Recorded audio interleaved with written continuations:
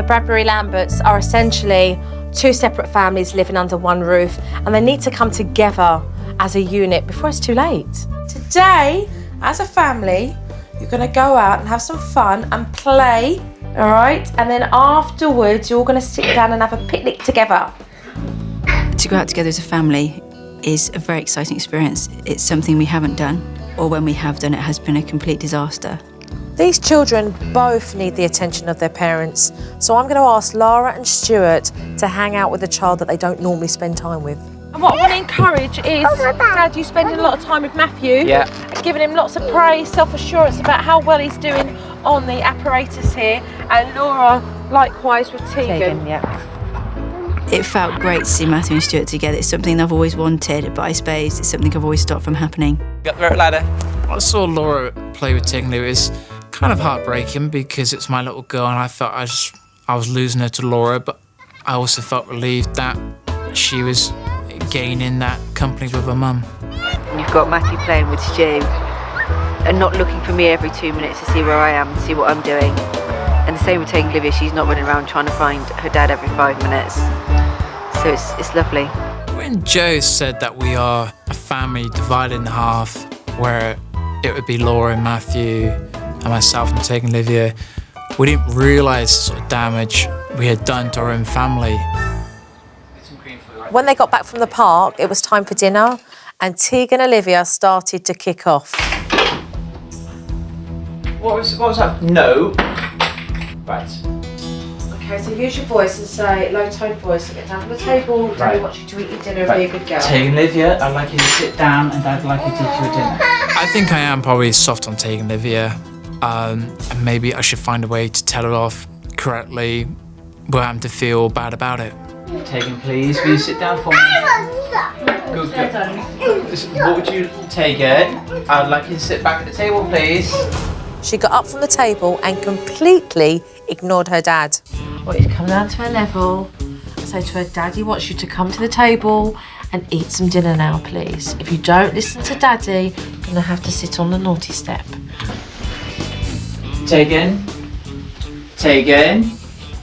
after you've had your dinner, please.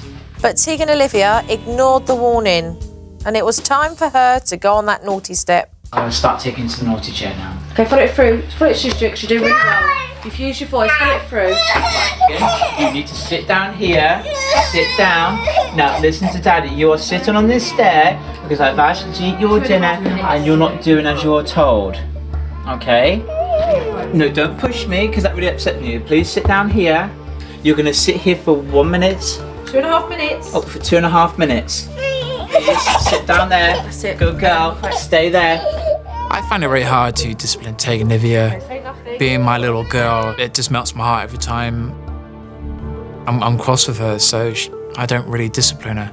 Because she's young, it won't take long for her to understand that you mean what you're saying. You adopted the correct tone of voice, which was marvellous. Once Tegan and Olivia's time was up, it was time to get an apology. I want you to go back over to the step, okay, and say, Daddy sat you here because you didn't do as you were told, and I want you to eat. Don't ask her, tell her, and I want you to eat some of your dinner. Okay? What you say sorry, hug, say, right, okay, let's sit down and let's eat.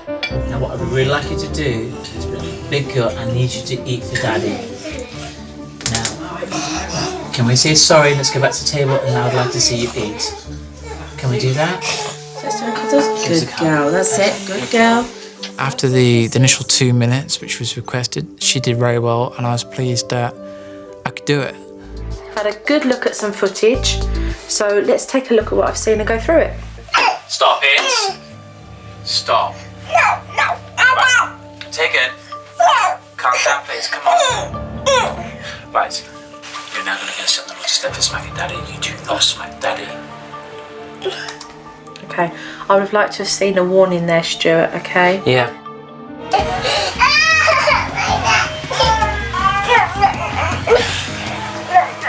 Right, Tip, Lydia? Yeah. Okay, although you haven't sat on this step for 2 minutes, okay, dinner's almost ready. Okay, so I'm going to go and play for a couple more minutes, okay? And as soon as I go to the table, you come straight to the table. Do you understand? No. What do you mean, no? Sorry.